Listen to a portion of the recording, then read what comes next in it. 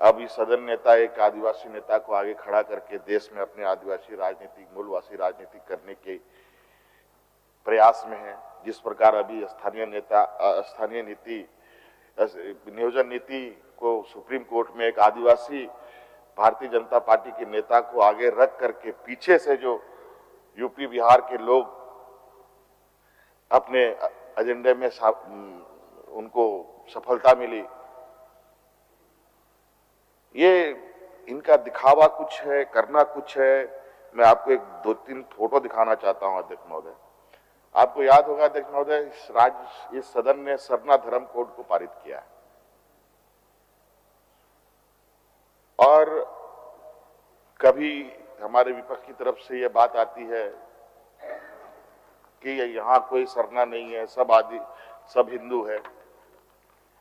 और अभी हाल में ही सरना सनातन महासम्मेलन इधर सिमडेगा, बानो, गुमला, ये सब जगहों पर बड़ी तेजी से ये लोग गांव-गांव में, प्रखंडों में आयोजित कर रहे हैं।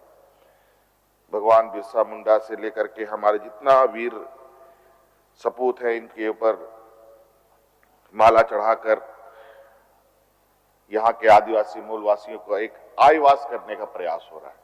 ये एक फोटो है अध्यक्ष महोदय जो हमारे सामने आया है। जब सरना कोड के आप सरना धर्म के इतने हितैषी दिख रहे हैं, होर्डिंग पोस्टर लगा करके हम सभाएं कर रहे हैं, लोगों को, ग्रामीणों को, आदिवासियों को, मूलवासियों को एकत्रित कर रहे हैं, तो आज इतने महीने हो चुके सरना धर्म कोड को दिल्ली भेजे हुए, उस पर अभी तक मोहर लगाने में कौन सी कार्रवाई हमारे विपक्ष के साथियों के द्वारा हुआ है, जरा ये भी बता देते।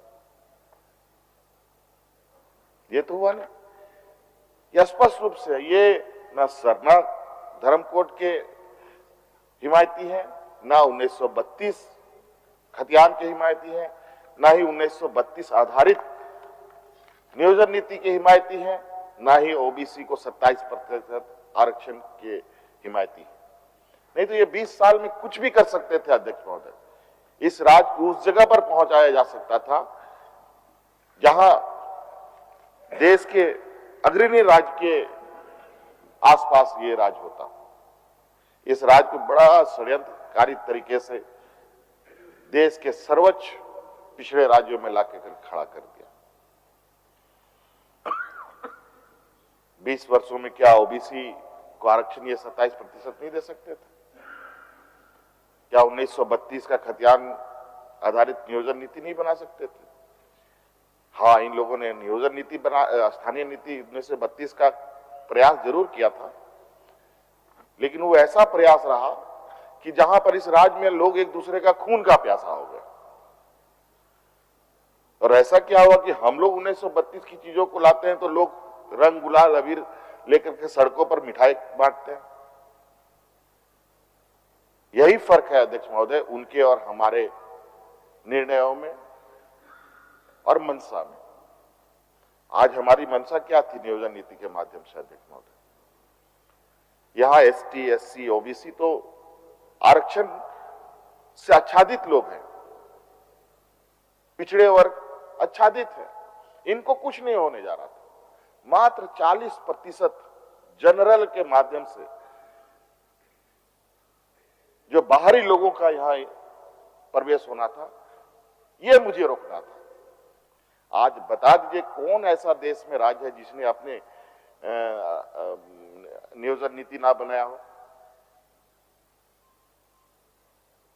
स्थानीय लोगों के हक अधिकार की संरक्षण किस राज्य ने नहीं किया?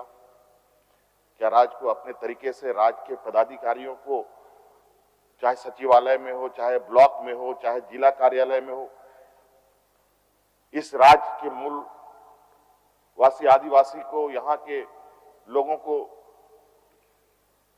रखने का अधिकार नहीं?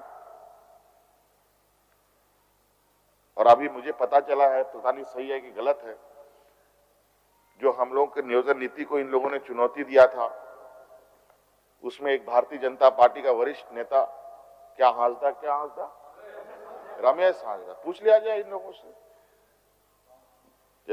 भारतीय जनता पार्टी का वरिष्ठ नेता और बाकी 20 लोग यूपी बिहार के, और इन लोगों ने प्रेस कॉन्फ्रेंस किया है इसी मुद्दे पर कि सत्ता पक्ष ने ही कोर्ट में इसको चैलेंज करके हरवाने का काम किया। खैर, ये तो बचाल किस्म की जमात है, चिल्लाने में, हल्ला करने में इससे तो कोई पार नहीं लग सकता, ये तो सर्वविदित है। और इनको लगता है कि एक झूठ को 100 बार बोलो तो सच जैसा दिखता है तो लोगों को भी दिखेगा, लेकिन कितने दिन तक ये काम चलेगा।